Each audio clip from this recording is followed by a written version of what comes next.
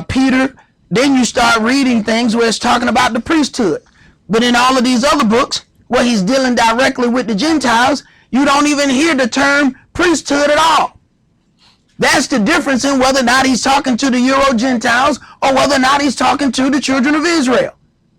But we have gotten this one size fits all doctrine. See, that's also another one of the deceptions, this grace deception, that it's just one path that leads to righteousness. And the majority of us have been taught the Gentile path, but we're not Gentiles. That automatically has you in error. And it's going to be really confusing as you are cut off from the kingdom, but the Gentiles get to walk in. Now you're going to be sitting there like, wait a minute now. Wait a minute, I did the same thing they did. Yeah, but they Gentiles, you're not. Oh, now that's going to cook your noodle. Go ahead. Verse 4. For if he were on earth, he should not be a priest, seeing that there are priests that offer gifts according to the law, who serve unto the example and shadow of heavenly things, as Moshe was admonished of Elohim when he was about to make the tabernacle. For, see, saith he, that you make all things according to the pattern showed to you in the mount. Right. See that you make all things according to the pattern showed you in the mount. So you have to ask yourself, how is every church built with 3 pyramids and a steeple on the top, but we can't find that pattern anywhere in this book? Where did all of them get this building plan from? Because it didn't come out of this Bible. How can every church look the same way? Where did they get that building plan from? They got that building plan from somewhere else. Because we can read how the tabernacle was set up, and it has absolutely nothing to do with the way the church is set up. Go ahead. But now has he obtained a more excellent ministry, by how much also he is the mediator of a better covenant, which was established upon better promises. Mm-hmm. For if that first covenant had been faultless, then should no place have been sought for the second. Right, and you have many people saying, well, we're under the new covenant. Keep going. For finding fault with them, the people, he says, behold, the days come, said the Adonai, when I will make a new covenant with the house of Israel and with the house of Yehuda. Now, it says, I will make a new covenant. That's future. People telling you they under the new covenant right now. Then you have to look at who the new covenant is made with. It is made with the house of Israel and the house of Yehuda. You got Sunday going people who tell you we under the new covenant and not keeping anything in it, but still claim that they're a part of it. This is the New Testament and it says will. Keep going, bro. Not according to the covenant that I made with their fathers in the day when I took them by the hand to lead them out of the land of Egypt, because they continued not in my covenant, and I regarded them not, saith the Adonai. Mm-hmm. For this is the covenant that I will make with the house of Israel. Once again, will, future. This is the covenant that I will make with them. Go ahead. After those days, saith the Adonai, I will put my laws into their mind and write them in their hearts, and I will be to them an Elohim, and they shall be to me a people. I will write my laws in their heart. If something is written in your heart, you don't need to walk around with fringes to remind you to keep something that's in your heart. You need to have fringes because it's not in your heart. You need to have a constant reminder of how you're supposed to walk. But if that's what you got to do, that's what you got to do. Let's go to chapter 13, Hebrews chapter 13. And let's start with verses 1 through 4.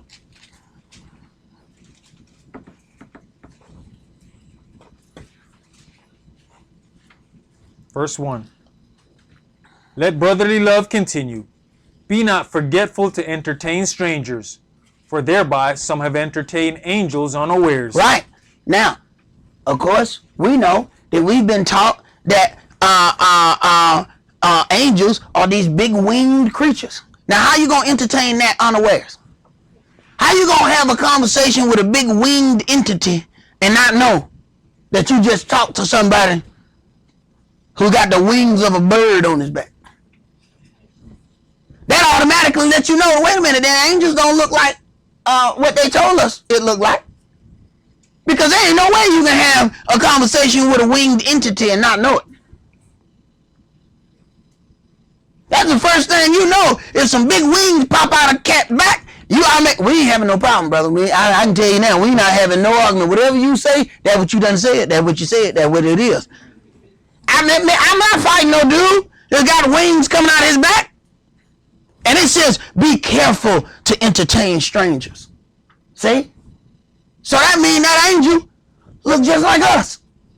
It has taken a bodily shape or form that looks just like us. So you're not going to be able to tell them apart. Some of them brothers that deal with all that book of Enoch, it got a big old live description of an angel on the cover. When the brother handed me the book, I said, brother, I got a problem with that book before I even open it. I got a problem right there on the cover, right there. That right there, that don't go according to what's written in the book. Where you get this big winged angel from? That's why it says, don't let anybody coerce you into the voluntary worshiping of angels, intruding into those things which they have not seen, puffed up by their own imagination. They ain't seen no angel, but they're going to give you some puffed up image of what they think an angel looks like. And when we think back, most of them that we've ever seen was always women. Of course. They said women and white women. So, you start reading in this book, they all men. So wait a minute now. So where they get the woman angel with the long flowing hair? Her hair ain't never covered. And she flying all over the place. Right. Go ahead. Verse 3. Remember them that are in bonds as bound with them, and them which suffer adversity as being yourselves also in the body. Marriage is honorable in all, and the bed undefiled. Marriage is honorable in all, and the bed undefiled. The marriage bed is undefiled. Yahweh don't tell you one thing in here of how married people are supposed to act in their bedroom. You married? That's undefiled. People say, well, you got all these strange teachings on the internet of what dirty sex is and clean sex. I can do a class real quick on dirty sex. Is you married? What is sex dirty then? But that was the shortest class ever, man. Yeah. Hey, class done. Clean sex? You married? What the hell is it? It's clean. Yeah. Whoa. Well, that was a quick one. That didn't take long. See? The marriage bed is undefiled. Go ahead. But whoremongers and adulterers Elohim will judge. Right. Even the married whoremongers. See? There's a whole lot of people don't know that they're standing in the whoremonger line because they got a certificate that they got from some 2-bit preacher who said, I now pronounce you husband and wife. Did you go back and see if they was already married before they did that?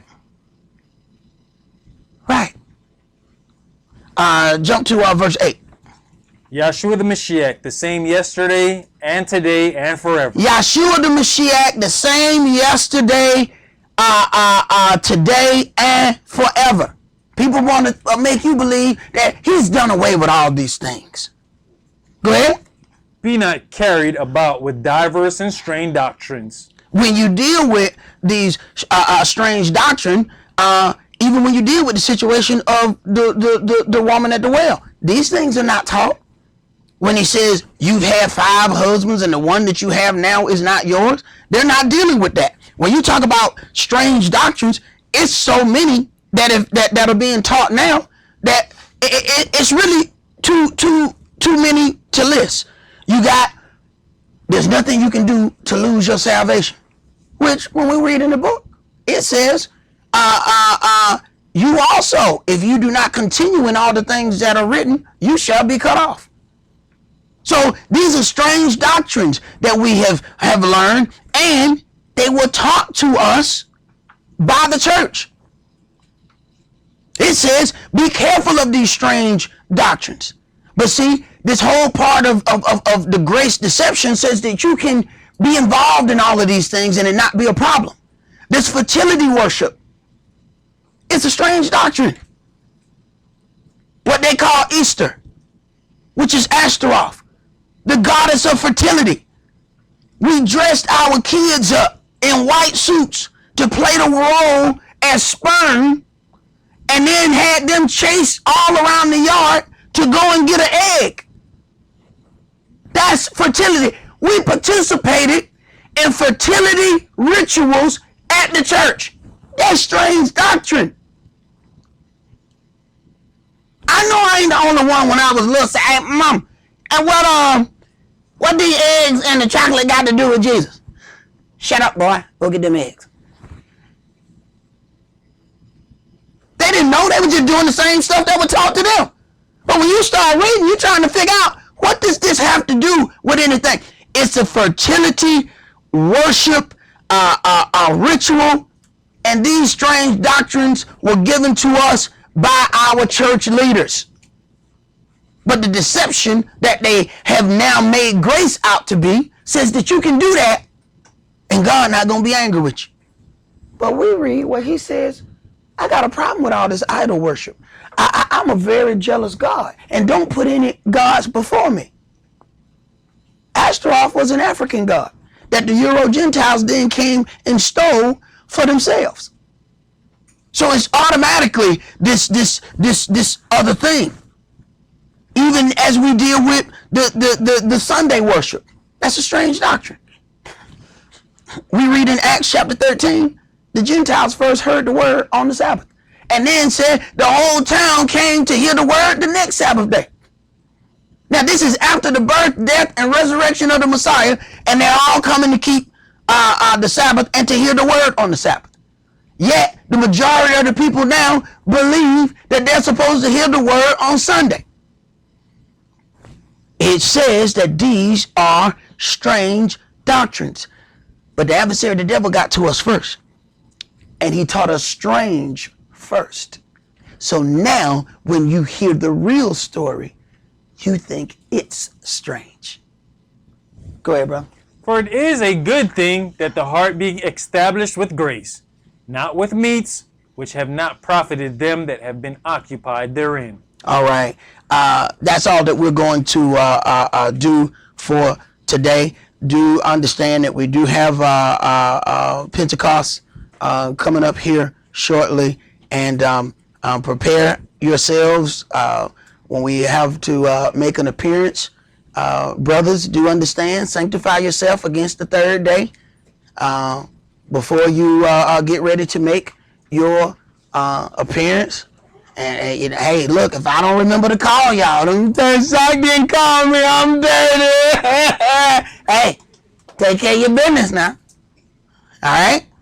That's all that we're going to do for today. Remember the Sabbath to keep it holy. Shabbat shalom. Shabbat shalom.